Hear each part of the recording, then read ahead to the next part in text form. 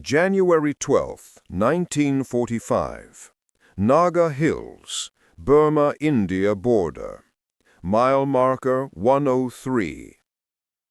Lieutenant Colonel Leroy Watson stood at the edge of what his engineers called Hell's Canyon, a vertical drop of 2,000 feet through jungle so dense that sunlight never reached the ground.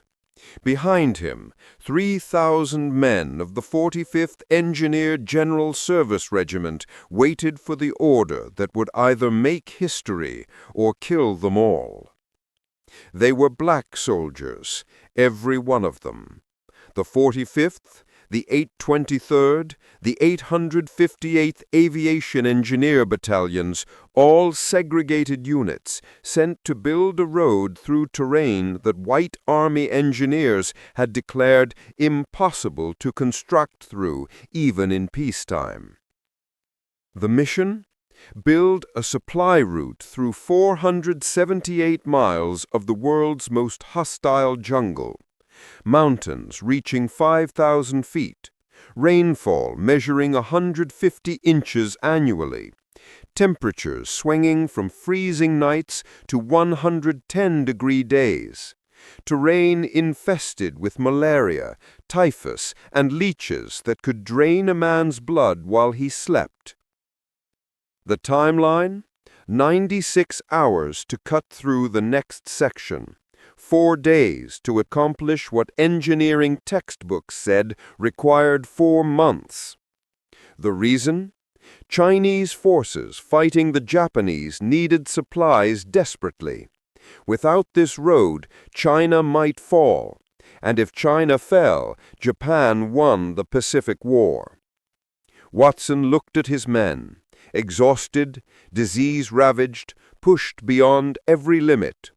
They'd been building this road for 18 months, losing men to disease, accidents, and Japanese attacks.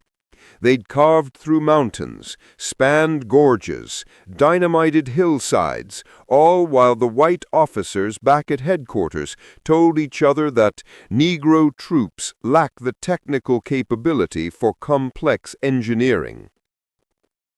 "Gentlemen," Watson said, his voice carrying across the assembled companies, "they sent us to the worst assignment in the theater because they thought we'd fail. They gave us broken equipment, insufficient supplies, and impossible deadlines. They're still waiting for us to quit." He paused, letting that sink in. "So here's what we're going to do. We're going to build this section in 96 hours. We're going to do it so well, so fast, that when the history books are written, they'll have to acknowledge what black engineers accomplished. We're going to prove that the only thing impossible was their assumptions about us." The men didn't cheer. They were too tired to cheer. But they picked up their tools, axes, shovels, explosives, surveying equipment, and moved toward Hell's Canyon. What happened over the next 96 hours would become one of the greatest engineering achievements of World War II, and one of the most deliberately forgotten. By the time it was over, black soldiers would have built a road through the jungle that defeated the British Empire for 100 years. They would have constructed bridges across gorges where Japanese snipers killed surveyors as they worked. They would have moved mountains, literally, using dynamite, bulldozers, and human muscle. And when they finished, when the first convoy rolled from India to China in January 1945, reconnecting Allied forces and turning the tide of the Burma campaign, the official histories would barely mention who built it. This is the story of the Ledo Road. 478 miles carved through impossible terrain by soldiers the Army insisted weren't capable of complex technical work. This is the story of black engineers who built the road to victory while fighting two enemies, the Japanese in front of them and American racism behind them. Now let's talk about how 3,000 black soldiers did the impossible. To understand what the black engineers of the Ledo Road accomplished, you have to understand what they were fighting against before they ever touched a shovel. The Burma Road had been China's lifeline since 1937, a narrow, treacherous supply route connecting British-controlled Burma to Chinese forces fighting Japanese invasion. It was 717 miles of mountain switchbacks, built by 200,000 Chinese laborers who'd moved earth with hand tools, carrying rocks in baskets, dying by the thousands from exhaustion and disease. In 1942, Japan conquered Burma and cut the Burma Road. Suddenly, China was isolated, receiving supplies only through dangerous airlift missions over the Himalayas, the famous hump flights, where pilots crossed 20,000-foot peaks in unpressurized aircraft, losing one plane for every 6 that made it through. General Joseph Vinegar Joe Stilwell, commanding U.S., China, Burma, India theater operations, proposed an audacious solution: build a new road through northern Burma, connecting Ledo in India's Assam province to the old Burma Road in China. Create a land supply route that Japanese forces couldn't cut. British engineers who'd ruled India for 200 years told him it was impossible. "Sir, we've surveyed that region for decades. The terrain defeats modern engineering. Mountains too steep, jungle too dense, rainfall too heavy. Building a road through there would take 5 years minimum, assuming we could do it at all."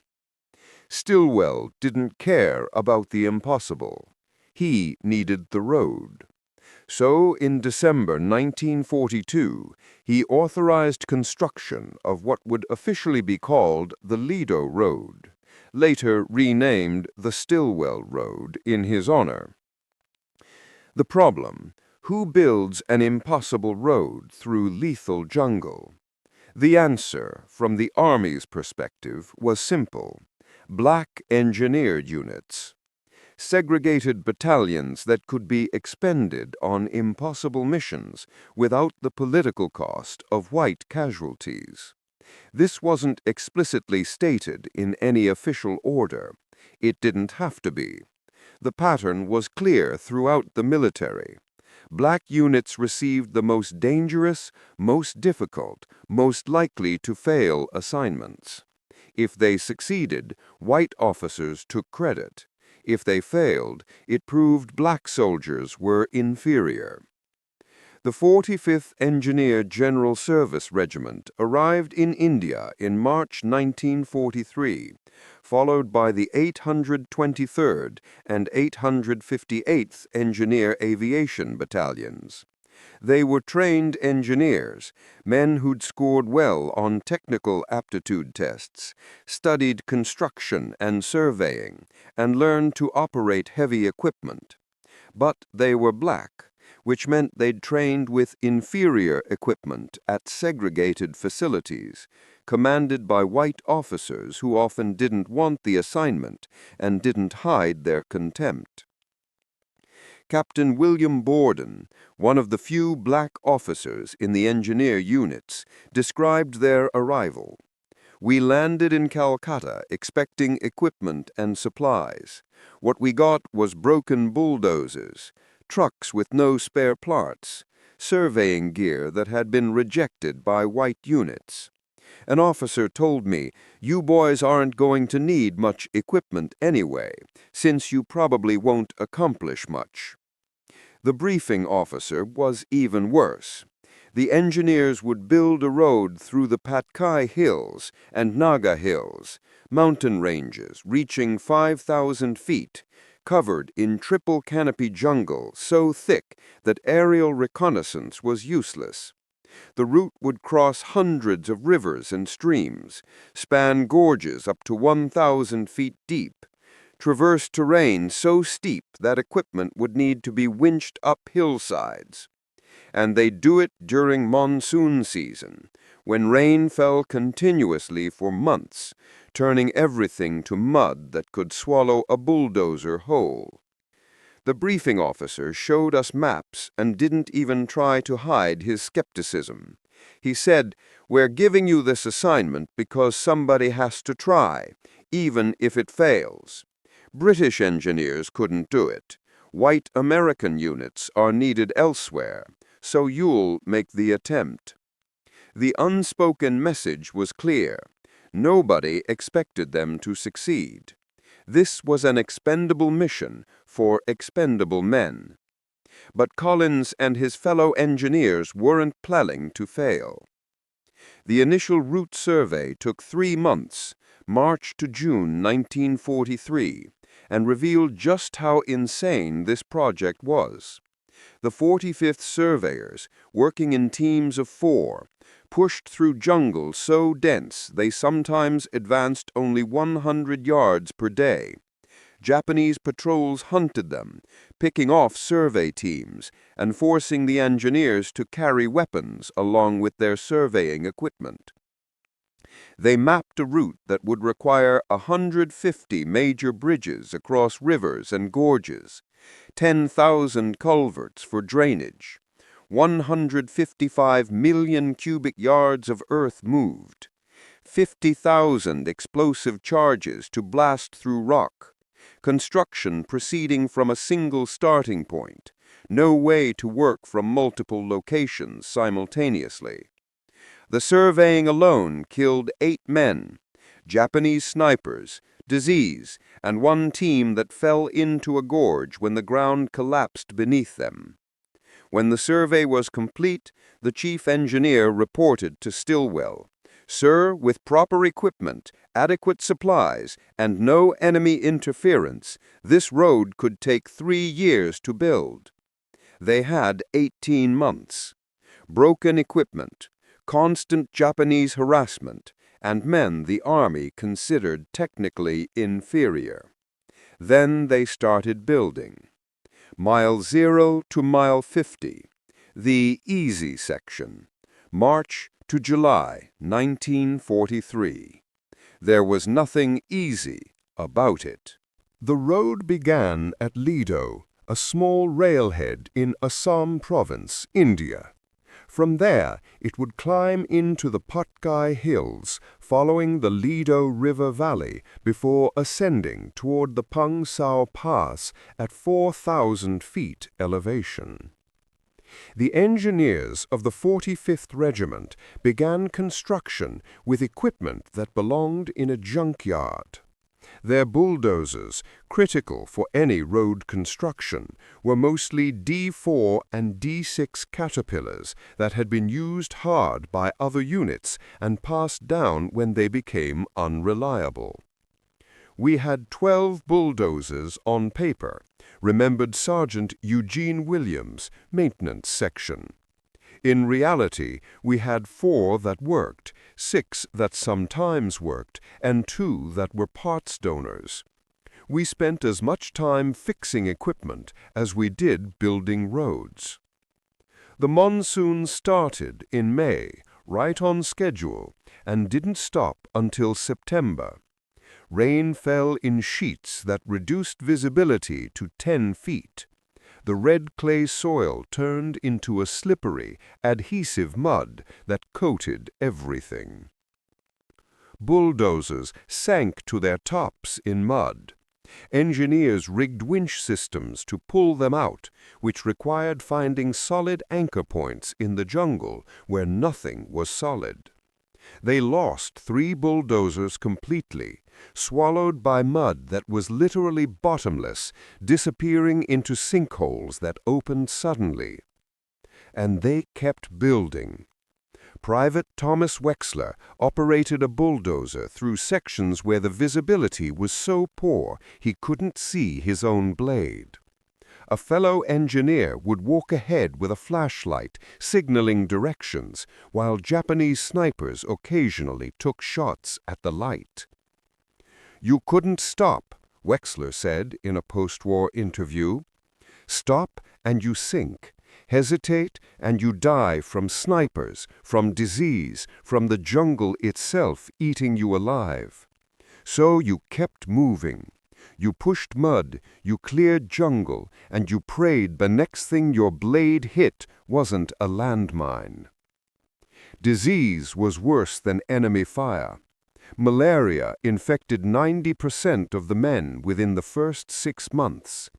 Dysentery was constant. Typhus fever and a dozen other tropical diseases cycled through the camps continuously. The 45th established what they called rolling hospitals, medical tents that moved with the road construction, staffed by overworked doctors and medics who treated hundreds of patients daily. Men would get malaria treatment in the morning, return to work in the afternoon, because there weren't enough healthy bodies to maintain the construction schedule. "You worked sick or you didn't work," said Corporal David Johnson, a medic. "We had men with 104-degree fevers operating jackhammers, men with dysentery driving trucks, because if we stopped to actually recover from illness, the road would never get built." The Japanese added their own difficulties.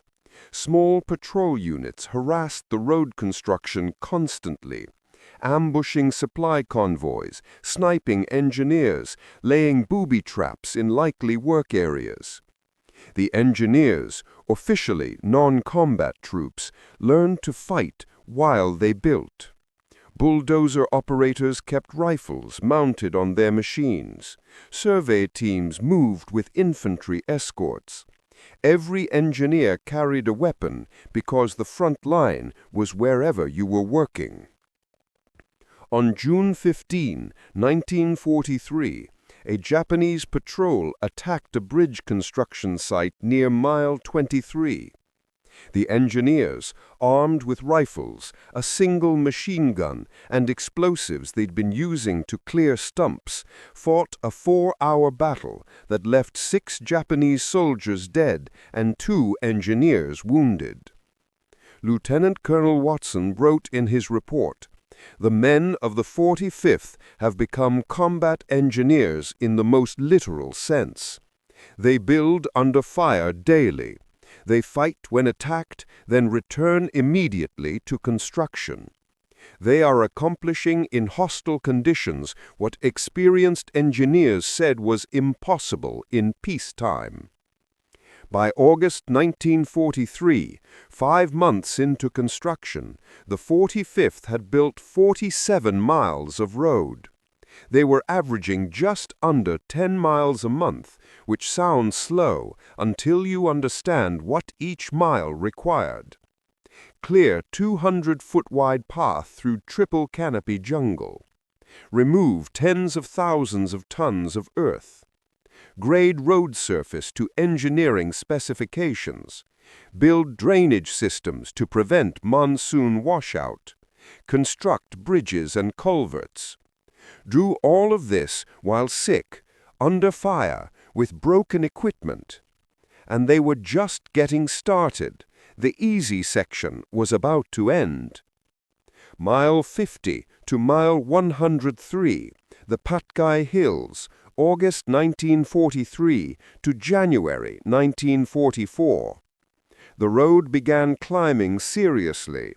Engineers faced grades exceeding 15%, which required extensive switchback construction, zigzagging back and forth up mountainsides because straight climbs were impossible. Switchbacks multiply construction time. Instead of building 1 mile of road to go 1 mile forward, you might build 3 miles of switchback to gain 1 mile of elevation. And every curve, every turn required careful engineering to prevent vehicles from sliding off mountain edges. The 823rd Engineer Battalion joined the project in October 1943, bringing additional manpower but facing the same equipment shortages. They were assigned the Bridge Construction Program, and this was where black engineering excellence became undeniable. Bridges were the road's most critical component. Rivers and gorges blocked every valley. Some crossings required spans of 200 feet across gorges, where failure meant a drop of several hundred feet onto rocks. The 823rd's bridge builders worked with Bailey bridges, modular steel bridge sections that could be assembled on site.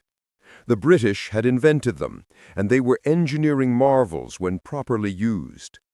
The problem: Bailey bridges required precise assembly, exact measurements, and careful engineering to handle load weights. The Army had assumed black soldiers couldn't manage such technical work. Sergeant Willis Johnson, bridge crew leader, proved them catastrophically wrong. His team assembled bridges faster and with fewer errors than any white engineer unit working elsewhere in the China-Burma-India theater. They built one 120-foot Bailey bridge in 18 hours, a task the Army manual said required 3 days minimum. The manual said one thing, reality said something else. We had supply convoys waiting, Japanese patrols looking for targets, and men dying from disease every day. We didn't have time for textbook procedures. We innovated, we improvised, and we built bridges that carried Sherman tanks through jungle where tanks weren't supposed to exist. By January 44, the road had reached mile 103, the entrance to what engineers called Hell's Canyon. This was where construction had to accelerate dramatically. Chinese forces were desperate for supplies. Japanese forces were preparing counteroffensives that would require Allied response. Stilwell was demanding the road be completed by spring 1945. The engineers had to pick up the pace dramatically. January 12, 1945, Hell's Canyon, mile marker 103. This was the section that had defeated British engineers for a century. A 2,000-foot vertical descent through jungle so dense that surveying it required cutting observation towers just to see the terrain. At the bottom, the Nam Yak River, 200 feet wide, flows fast enough to drown anyone who fell in. Then, climbing the far side, another 2,000 feet up slopes exceeding 45 degrees, where landslides were constant and rain-loosened earth could bury equipment and men without warning. Standard Army engineering manuals said this section required 16 weeks minimum, 4 months of careful construction, working down one side, building a bridge, working up the other side. General Stilwell gave them 96 hours, 4 days. It wasn't a suggestion, it was an order. Chinese forces are preparing an offensive. Without supplies coming through this road, they're going to be slaughtered. We have 4 days to do 4 months of work. The men of the 45th, 823rd, and 858th were exhausted. They'd been building this road for 18 months. Malaria had cycled through every man at least once. They were operating on determination and mutual refusal to fail. Watson organized them into 3 teams working simultaneously. Team 1, the descent. 1,000 men with bulldozers, explosives, and axes, cutting the road down the near side of the canyon. Led by Captain Marcus Thompson, they would work from top to bottom, carving switchbacks as quickly as possible. Team 2, the bridge. 300 engineers under Sergeant Willis Johnson, pre-assembling bridge sections at the top of the canyon. They'd carry bridge components down as soon as the descent was complete. Team 3, the ascent, 1,200 men on the far side of the river, climbing up from the bottom with hand tools to start cutting the ascent route even before the bridge was built. 3 separate construction projects happening simultaneously. If any one failed, the entire mission failed. Hour 0, January 12th, 0600 hours. Construction begins. Captain Thompson's bulldozers started at the top of the descent, pushing into a jungle that was essentially a vertical wall covered in vegetation. The first dozer went over the edge with no visible path, just starting to cut through whatever was there. You couldn't see where you were going. You pushed into vegetation that might be solid ground, might be a sinkhole, might drop you 100 feet onto rocks. You trusted your blade to find something solid and kept pushing. Behind the bulldozers, men with axes cleared the wider path.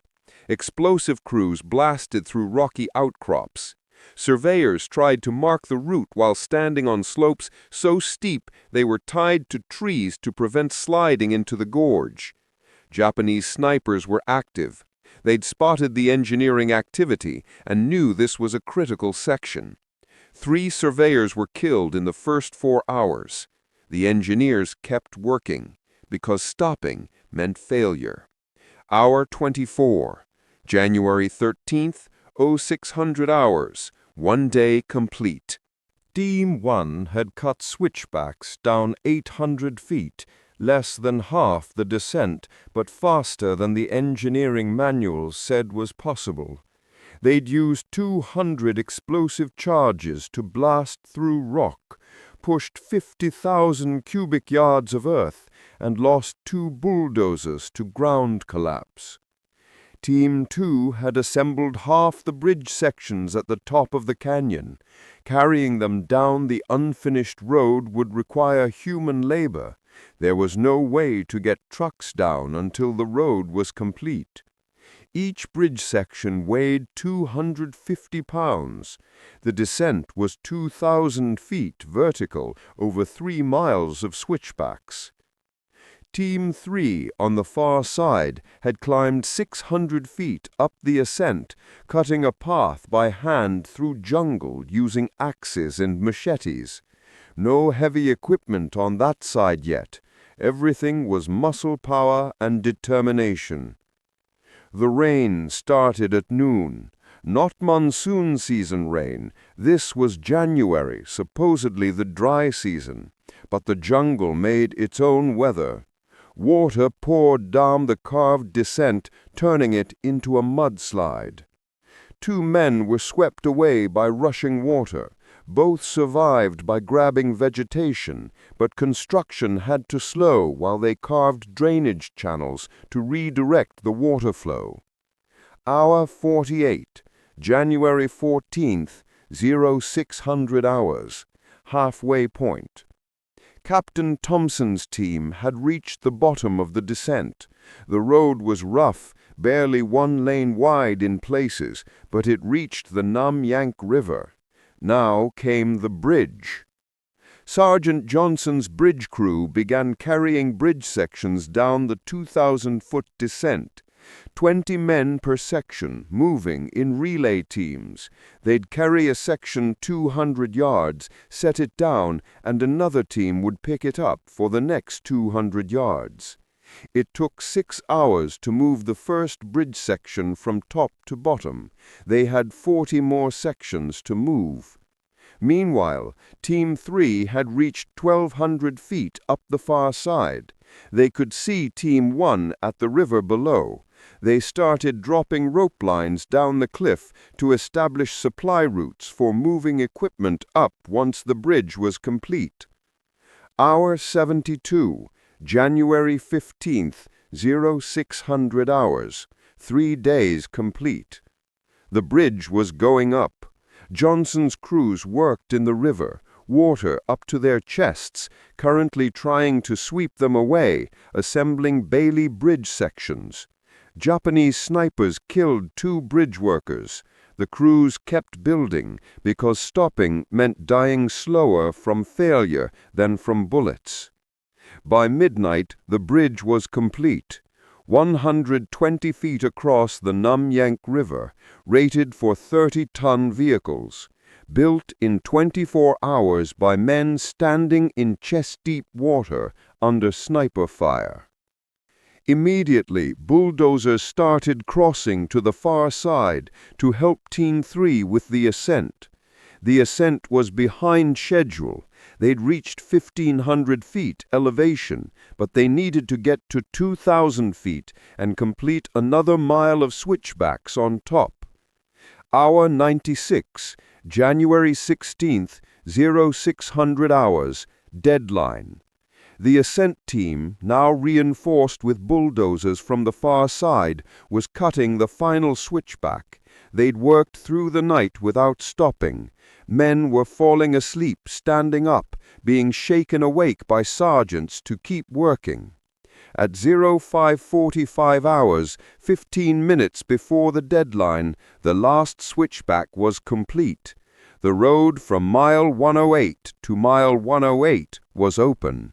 5 miles carved through impossible terrain in exactly 96 hours.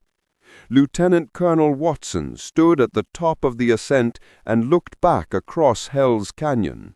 From up here, you could see the entire descent, the bridge spanning the river, the ascent on the far side.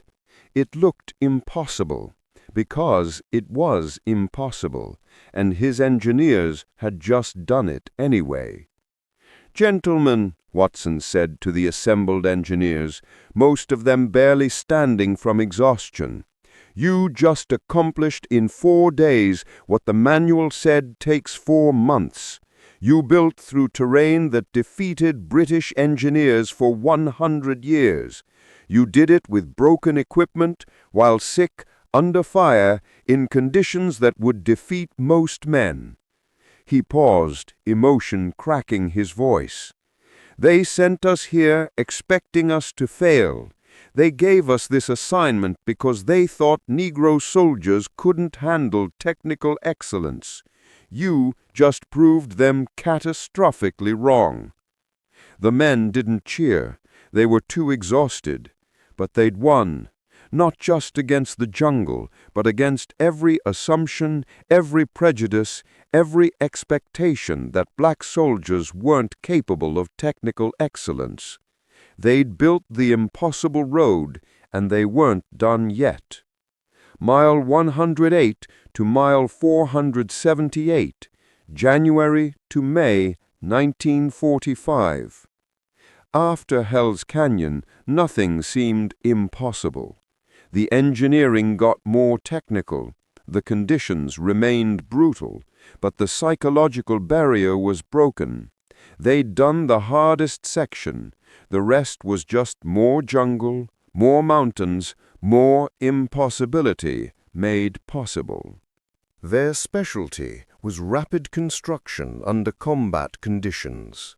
They'd build airstrips in the Pacific, working under fire, completing runways in days. Now they applied those techniques to road building, moving faster than engineering doctrine said was possible. By March 1945, the road was advancing at 15-20 miles per month, triple the original pace. The engineers had learned every trick, mastered every technique, innovated solutions to problems the manuals didn't cover. They built corduroy roads, logs laid side by side across swamps that would swallow any other road surface. They constructed suspension bridges using cables and engineering principles that weren't in Army manuals. They moved mountains, literally, using explosives in quantities that horrified safety officers. Sergeant Madison, surveyor, described the later sections. "We were cowboys by that point. We'd throw out the manual and figure out what worked. Need to cross a gorge, string some cables, build a suspension bridge in 3 days. Need to cut through solid rock? Set charges that the engineers back home would never approve, blow the mountain apart, and push the debris into valleys. The Japanese, realizing the road was going to succeed, launched increasingly desperate attacks. In March 1945, a reinforced Japanese company attacked a bridge construction site, trying to destroy the bridge and kill as many engineers as possible. The 823rd's bridge crew fought them off with rifles, machine guns, and explosives intended for construction. The battle lasted 6 hours. 12 engineers were wounded, 2 killed. The Japanese lost 30-plus soldiers and failed to damage the bridge. Construction continued the next day. Disease remained the greatest killer. Over the 18 months of construction, the engineering regiments lost more men to malaria, typhus, and tropical diseases than to Japanese action. The medical logs show 1,200-plus malaria cases, many men infected multiple times, 400-plus dysentery cases requiring hospitalization, 80-plus typhus cases, 60-plus deaths from disease, compared to 25 from combat. And these numbers only reflected cases serious enough to be logged. Thousands more instances of mild malaria, recurring dysentery, and chronic illness went unreported because the men kept working through them. You didn't report being sick unless you physically couldn't stand, because reporting sickness meant letting down your crew. The social pressure to keep working was more powerful than any order. These men wouldn't quit on each other. January 28, 1945, mile 478, the Chinese border. The last blast charge detonated. The final section of road was clear. After 18 months, 150 major bridges, 10,000-plus culverts, 155 million cubic yards of earth moved, and the labor of thousands of black engineers who'd been told they weren't capable of complex technical work, the road was complete. The Ledo Road ran 478 miles from Ledo, India, through northern Burma, connecting to the old Burma Road and reopening the land supply route to China. It climbed to 5,000 feet elevation, crossed dozens of rivers, spanned gorges that had never been bridged before. General Stilwell himself led the first convoy on January 28, 1945. 20 trucks carrying critical supplies for Chinese forces fighting the Japanese. The convoy made it through in 48 hours, a journey that would have been impossible without the road. The impact was immediate and decisive. Chinese forces, properly supplied for the first time in years, launched offensives that helped drive Japanese forces from northern Burma. Allied aircraft could land at airfields built along the road, providing close air support. The Burma campaign turned in favor of the Allies. And the black engineers who'd built it? They got a brief mention in Stilwell's official report. The construction was accomplished by engineer units working under difficult conditions.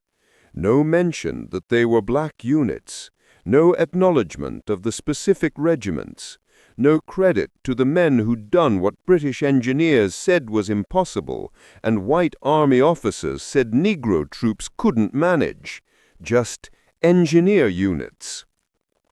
After the war ended, the Ledo Road served its purpose for exactly 7 months. With Japan defeated and Burma no longer a war zone, the road became less critical. The hump airlift continued and shipping routes reopened. By 1946, the jungle was already reclaiming the road.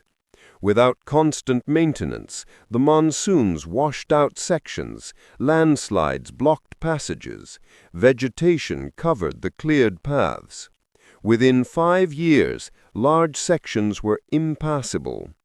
Today, almost nothing remains of the Ledo Road. The jungle has reclaimed it almost completely. Sections can still be found if you know where to look. Bridges slowly rusting, overgrown road cuts marking where earth was moved, the occasional marker stone. But the physical road isn't what matters. What matters is the historical erasure. The official Army Corps of Engineers history of World War II, published in 1947, mentions the Ledo Road in 3 paragraphs. It describes the challenging engineering work performed under difficult conditions, but doesn't mention that the work was done primarily by black engineer regiments. General Stilwell's memoir, published in 1948, discusses the Burma campaign extensively, but barely mentions the engineers who built his namesake road. When he does mention them, they're described generically as construction troops. The pattern repeated across decades of military histories, textbooks, and popular accounts of World War II. The Ledo Road became a footnote, acknowledged as an engineering achievement, but stripped of the racial context that made it significant. White America didn't want to confront the obvious implication. Black soldiers had accomplished extraordinary technical feats under conditions that would have defeated most white units. They'd done it with inferior equipment, under racist command structures, while facing not just enemy fire, but systematic assumptions about their inferiority. Acknowledging that achievement meant acknowledging that segregation was morally wrong and militarily idiotic. It meant admitting that capability had nothing to do with race. It meant confronting uncomfortable truths about American racism. So the story was buried. The regiments were deactivated after the war. The men returned to civilian life in a segregated America where their military achievements meant nothing. Many couldn't get jobs as engineers despite proven capability. "We don't hire colored engineers," was the standard response. Lieutenant Colonel Watson returned to civilian life and couldn't get a job with any major engineering firm, despite leading one of history's greatest construction projects. He eventually found work as a maintenance supervisor, a position far below his capabilities and experience. Sergeant Willis Johnson, the bridge engineer whose crews built impossible spans in impossible time, applied to work for state highway departments across the country. Every application was rejected. He ended up working construction labor. Good work, honest work, but not engineering, despite being one of the war's best combat engineers. The erasure was systematic and deliberate. America wanted a World War II narrative where white soldiers won the war through superior capability. Black contributions had to be minimized to maintain that narrative. So, for 70 years, the black engineers of the Ledo Road remained forgotten outside their own communities. Then, in 2014, historians researching the China-Burma-India theater began uncovering the full story. They found the engineering reports, the construction logs, the casualty lists.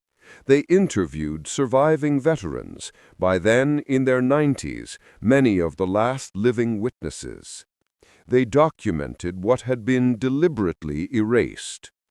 In 2019, the Army Corps of Engineers officially acknowledged the contribution of black engineer regiments to the Ledo Road construction.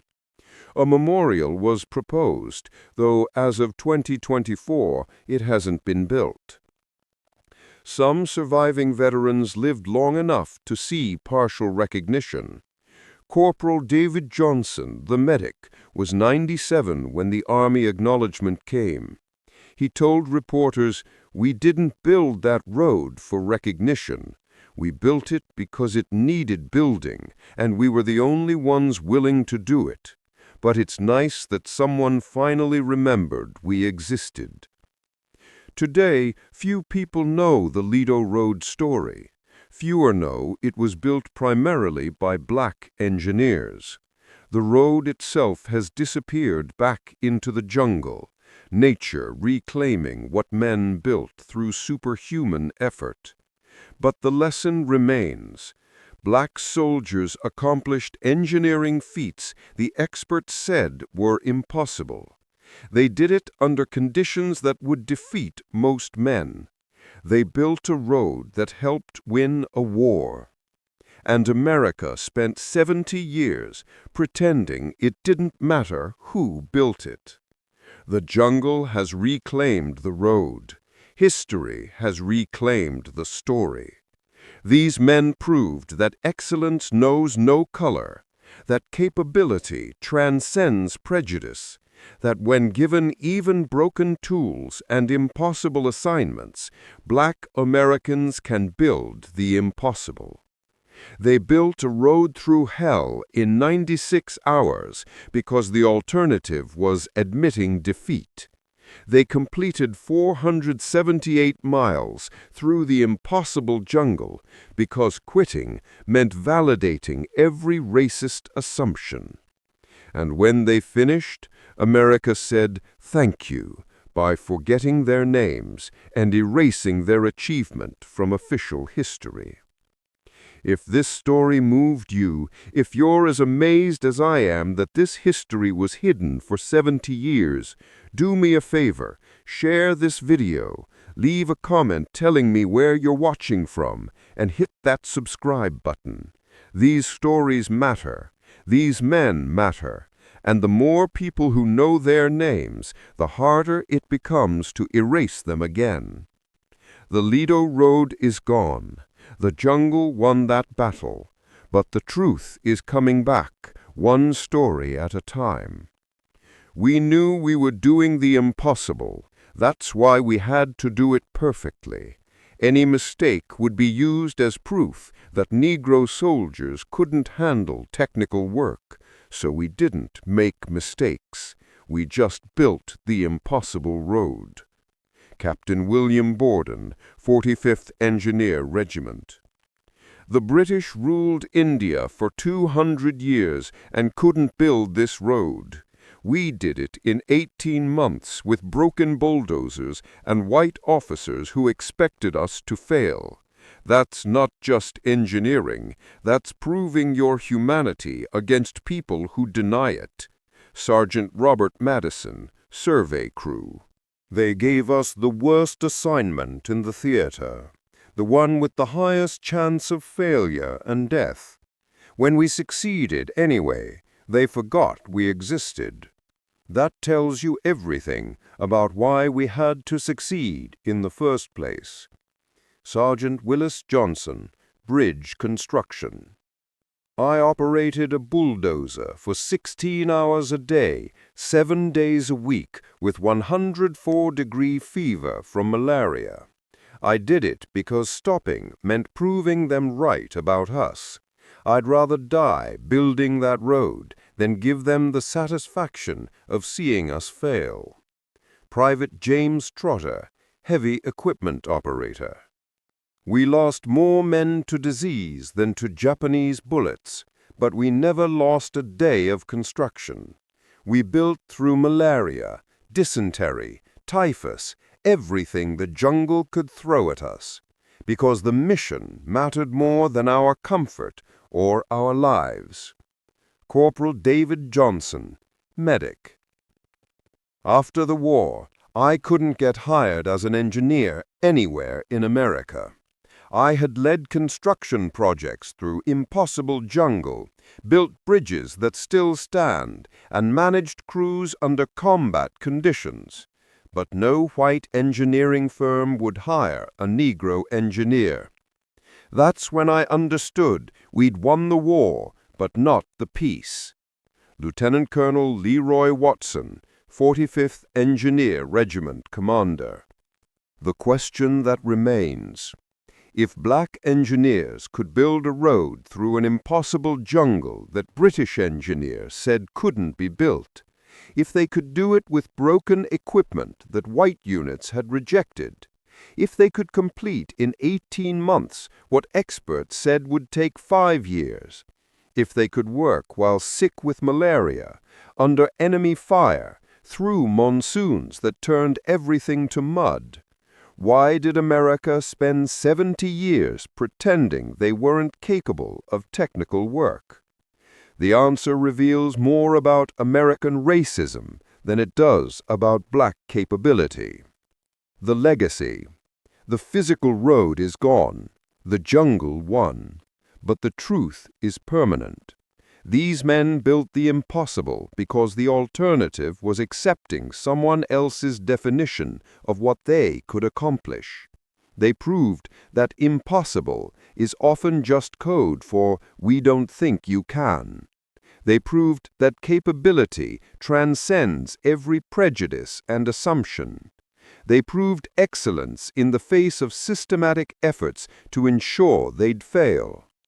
And then America forgot their names, erased their achievement, and spent 70 decades pretending it didn't matter who built the road that helped win the Burma campaign. Remember their names. Share their story. Make sure the erasure ends here. Current status of Ledo Road. Large sections completely overgrown. Impossible. Some portions used as local roads in Burma or Myanmar. Bridge ruins occasionally discovered by hikers. Markers and milestones mostly destroyed or missing. GPS coordinates of original route partially documented. Environmental groups studying jungle reclamation patterns. Historians working to preserve oral history from last surviving veterans. No major memorial or preservation effort as of 2024. If you want to honor these men, share this story. Research the regiments: 45th, 823rd, 858th Engineers.